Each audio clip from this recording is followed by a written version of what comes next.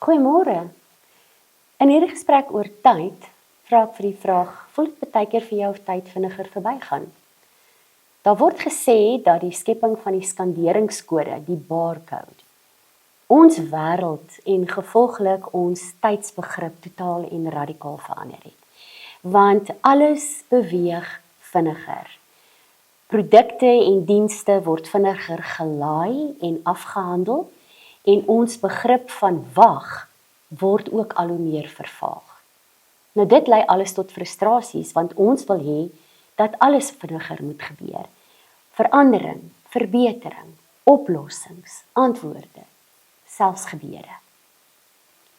En al voel dit vir ons of versnelde tegnologie en die gevolge daarvan tyd onder ons laat uitvlieg, weet ons dat tyd nie in die beheer is van enige iemand op aarde nie. Dit is slegs deur iets wat deur mense waargeneem en beleef word, net soos wat ons die natuur en die weer waarneem en beleef. In Openbaring 20 vers 13 sê God vir ons die volgende oor tyd. Hy sê, ek is die Alfa en die Omega, die eerste en die laaste, die begin en die einde. Nou God is daar van die onverstaanbare diep begin van alles af, tot die verborgde toekoms en alles tussenin. God het tyd geskep en daarom is tyd onder die beheer van God alleen. God het tyd begin en net God kan tyd versnel, tydelik stop en vir ewig stop. God weet ook terugskouend wat gebeur. Alles wat gebeur het en gebeur, het God reeds gesien.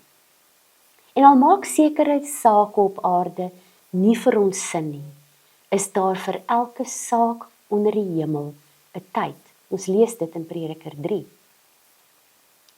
Die skepper van tyd, se tyd, is anderster as ons tyd. En net soos wat alles in tyd en toekoms gebeur, volkome onder God se beheer is, moet ons weet, God kry nie verrassings nie. En dit is 'n wonderlike wete wanneer ons onsekere tye beleef.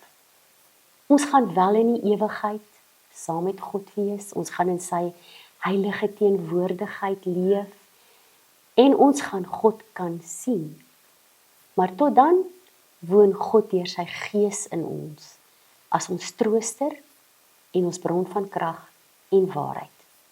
En daarom kan ons rustig wees in hierdie wagtyd, want ons weet, God is ewig in beheer. Kom ons dank hom daarvoor. O Here, dankie dat U ons in alles vooruitgaan en daar reeds is. Want waar U is daar hoop en lig, en daarom sal ons nie die toekoms vrees nie. Amen.